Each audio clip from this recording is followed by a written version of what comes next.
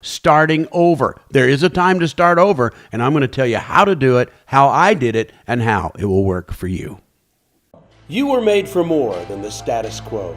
I'm Pastor Steve Gray, and this is the More Faith, More Life podcast. This podcast is for Christians with an ambitious heart who want to be more for their family, do more with their career, and see more of God's promises in their life.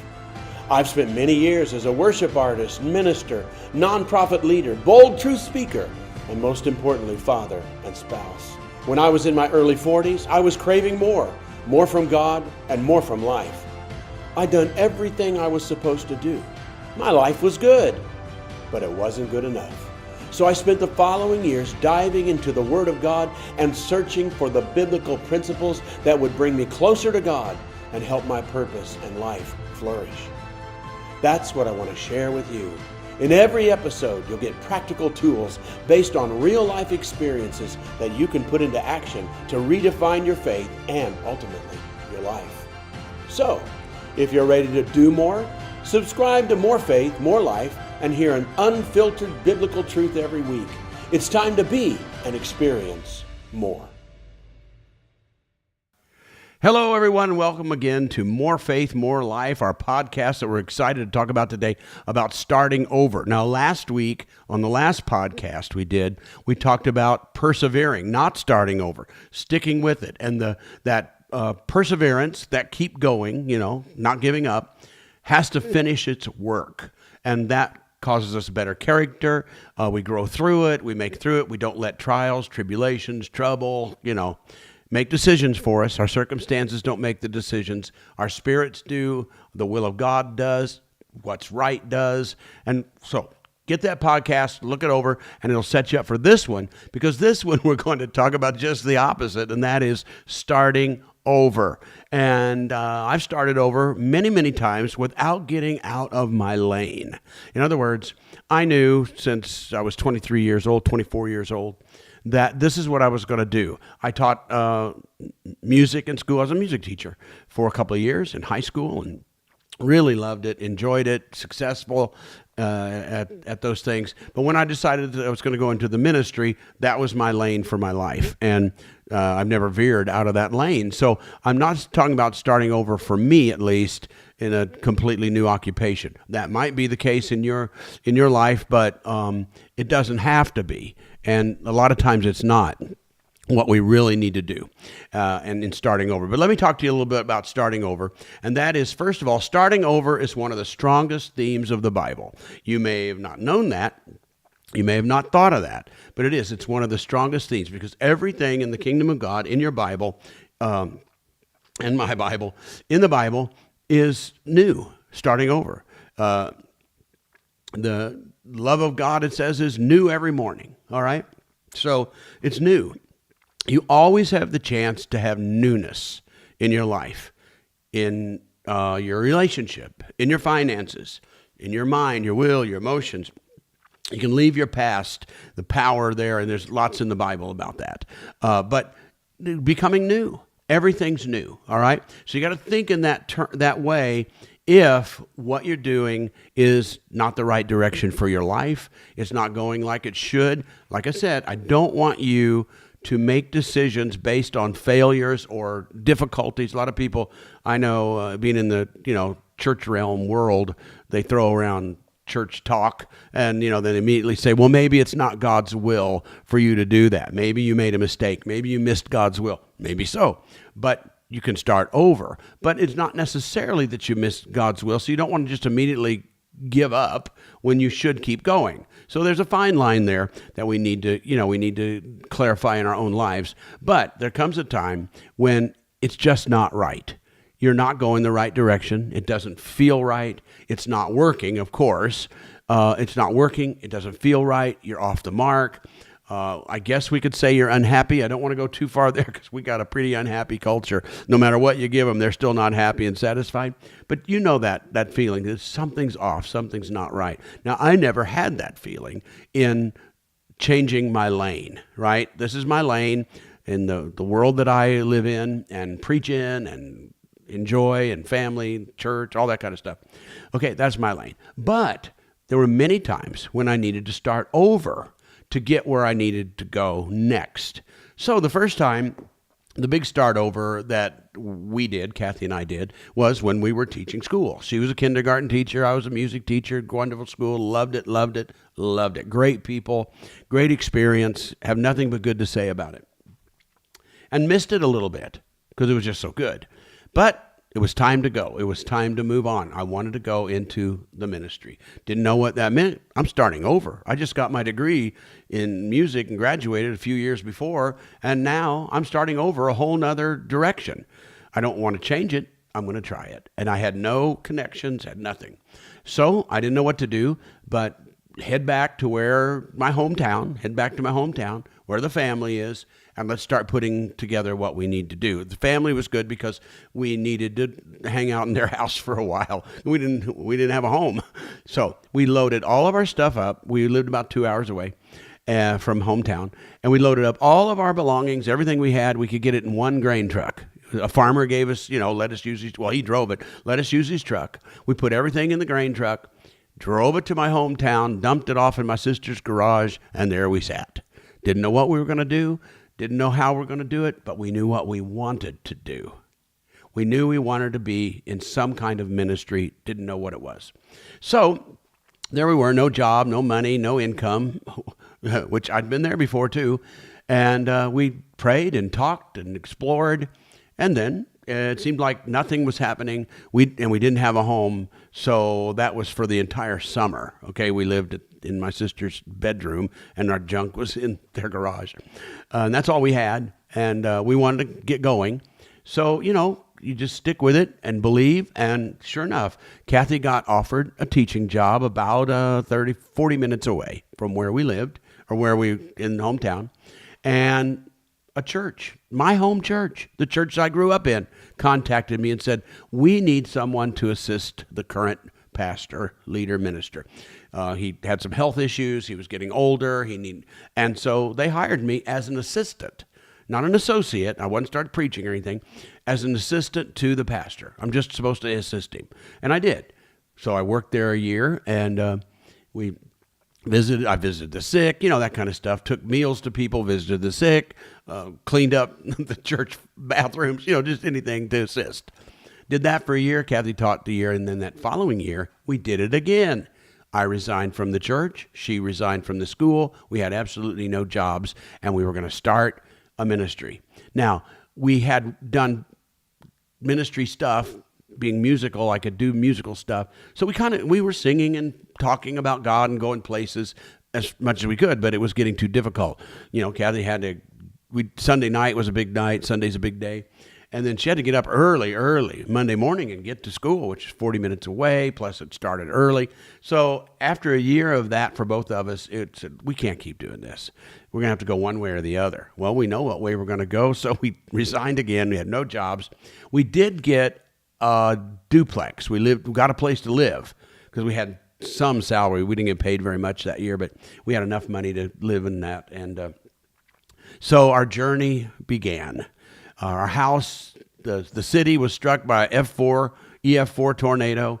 It hit our duplex too, which we didn't know, we rented. But it got, judgment came from the Corps of Engineers. It was ill. You can't live in it, and you can't live there anymore. And they moved us out. It's been banned, And so we had no place to go. And that's when some people said, there's a house out here in the country in a town called Smithton. And it's just being finished, and you could qualify. They want young couples. So it was very easy. So we moved into a brand new house. Wasn't fancy like that because, it was just a house, but it was brand new. And there we were. Now we're in a town of 532 people. We're still traveling. We're ministering around the country, churches everywhere, and making it okay. And then in 1984, then they offered us, the town offered us this rundown church building. And we thought we were going to move to Chicago and take a big church. Great opportunity. Long story, though. We've told that one before, but we didn't. And we took this beat up old country church with no people, no money, been locked up for 4 years, stinky old thing, paint falling off of it. Everything was a wreck. But they donated it to us because nobody wanted it. and it was just sitting there. So they said, well, the people who owned it, tenants before, and all the religious people and whatever denomination it was, gave it to me. And, not to me, but to our religious corporation that we had. Gave it, and like a church corporation. And so we started a church. We started over again, not knowing where it would lead to. We spent years there, and Bobby was going to school there, and we met Brooke there. As you know, Brooke's story came into our lives and began to live with us and visit and went to school, on and on. And pretty soon, in 1996, huge breakthrough, spiritual breakthrough that attracted world attention in that little town of 532 people. Newsweek magazine came, Time came, networks, Christian networks, non-Christian networks, Wall Street. I don't know I can't remember if we were in the Wall Street Journal. I say that. I'd have to check. But San Francisco Chronicle, of course, Kansas City paper, St. Louis paper, Dallas papers, everywhere. And I was launched then from nobody into a huge national and international ministry that what we were doing before, traveling around, just couldn't compare. But that starting over from that grain truck led to a world ministry that attracted people from all over the world, but took me all over the world. And people paid for it. They paid for me to go. They bought the tickets. They bought airlines. They bought hotels, rooms, furnished us with cars, welcomed us, fed us. And we were traveling all over the world, plus all over the country, plus having this hub where people were coming to see us. And that started with a grain truck. It was hard. We didn't have an income. Then that started again when we left the church that I worked at, my home church, for a year. And Kathy left her teaching job, which she did a year. She taught first grade then. We had nothing again, started over, found our way, trusted God, and felt like, He's on our side. This is a gospel of starting over. This is, you can start over. You can do it. He will help you. It's okay. The reason we started over was for forward movement. We weren't backing up. We weren't quitting, anything like that. It was, we wanted to move forward. We wanted to do more, and we had to start over in sections of our lives, including the grain truck, and then leaving the church. She left the school. We ended up buying a Greyhound bus, traveled the country, and then we ended that when it was time to get involved in local. So the church in Chicago was offered to us. This country church with no people was offered to us. And so we quit traveling, sold the bus, quit traveling, bought some recording equipment, and began to take up songwriting again and writing songs for our church, sometimes just for us to have fun and sing in church. And we did that until that broke open, as I said, in 96, and took us. And then, guess what? Then, as I mentioned in the last podcast, we came to the point where something needed to start over. I went to Singapore, spent a lot of time, lots of services in Singapore. That's a long flight. That's the end of the world type almost flight. Okay. And to getting there and back, and so it was wonderful. It was big crowds, big success. And when I got back, I went to the country church. We had these railroad tracks, and there's that now. This is still pretty bad looking. It looks better. We did add a gymnasium on, so we were meeting in the gymnasium now for the crowds, and then we had the old sanctuary for overflow, et cetera, et cetera. But anyway, after the big thing in Singapore, coming back, crossing that old country church, pulling up to it, but I did. I walked into it. I went in the gymnasium where we were having that was kind of our church now. As soon as I walked in that door, even after even just crossing the railroad tracks into the town, I knew something's different. Something is not right. It doesn't feel right. I feel like I never even crossed my mind. But suddenly it felt like I was in the wrong place. I'm in the wrong place. So at that time, I think it was spring, I began to form what we're going to do. And by the end of summer and fall, I announced I'm moving. And Kathy's parents lived in Kansas City. A lot of people from Kansas City drove to Smithton. There were contacts. It seemed like that's the place we should go. I didn't know at the time Kathy's parents had been praying for 20 years for us to move to Kansas City. They never told me that till afterwards. Now we're going to shut down the church It's got huge crowds. People are lining up every day, 5 days a week, lining up just to get in. And I'm going to close it? Yeah, people thought I'd gone out of my mind. It didn't feel right. I didn't make a money decision. It wasn't a fear decision. It wasn't anger decision or failure. It was in the biggest success of my life. And I said, this is not right. We need to start over. So we had our last service there that year, 1999, Thanksgiving 1999. By the next few weeks, people were, moving to Kansas City, and we got a church building, as I mentioned in the last podcast, from a church, and we're going to move in, and all was wonderful. And then they pulled the rug out. They didn't work. They weren't going to let us move in. They ended up never making a penny off of the building. It ended up getting torn down. But we had no place to go. We're starting over with nothing. And as I said before, now the pull was, well, just go back. Just go. The church is empty. Just sitting there like it was before. Just go back and you can be a success again. Just start. The people will line up. The story will continue. I couldn't. It wasn't right. It didn't feel right. Something's wrong. I need to start over. So we did. And we ended up buying land in Kansas City without a building, put up a tent through hot summer, cold winter, 6 months worth of weather. But we got enough shell of a building up that we could get in by January of that year. And so January of 2021, we were in a shell enough, the city let us in, to start having church here on our own property, in our own building in Kansas City. I still had a lot of notoriety, but years passed by until, guess what?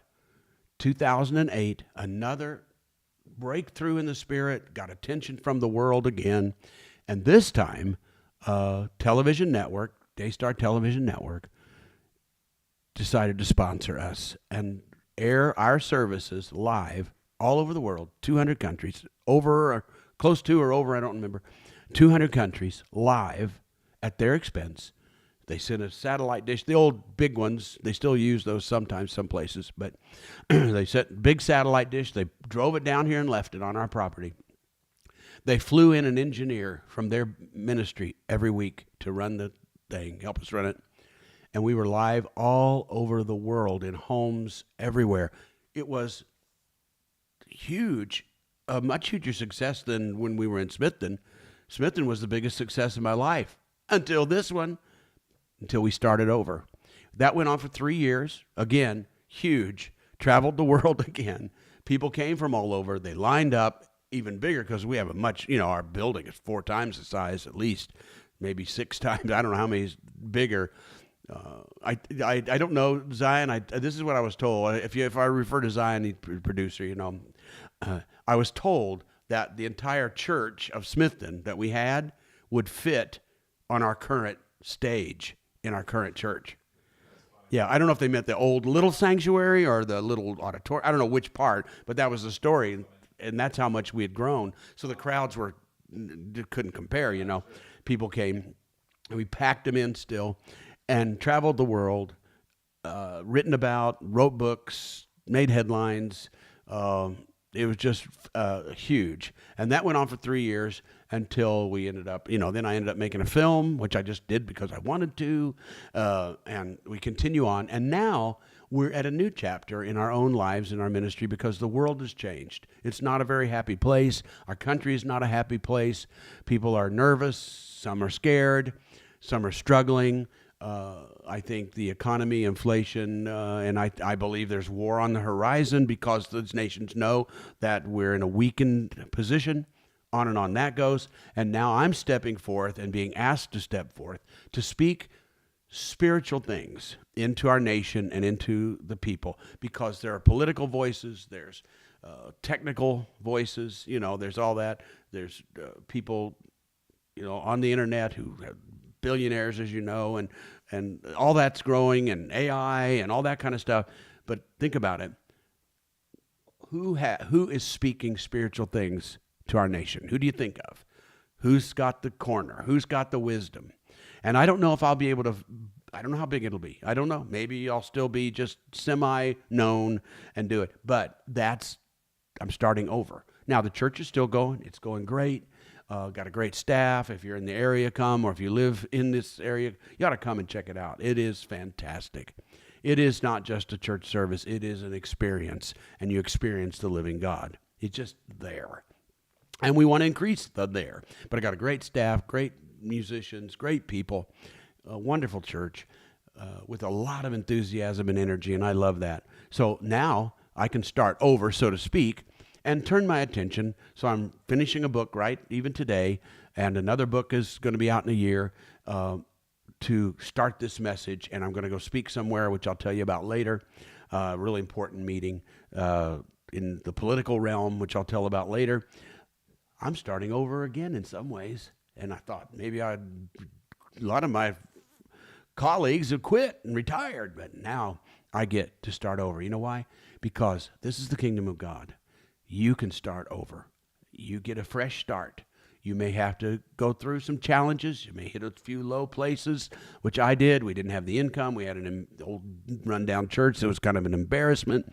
But look what happened by starting over. So I don't want you to start over because you're giving up.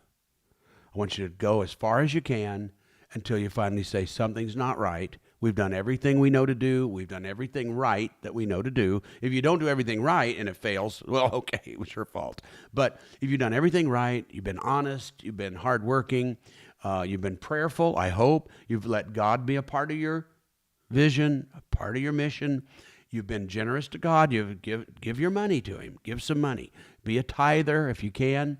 Give offerings. Support God's way and pull him into what you're doing. If you've done all that and just something doesn't seem right, consider starting over, and God will back you up, because this is the kingdom of fresh, new beginnings.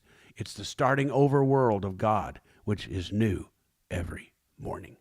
All right, I hope that's encouraging to you today. Thanks for listening, and until next time.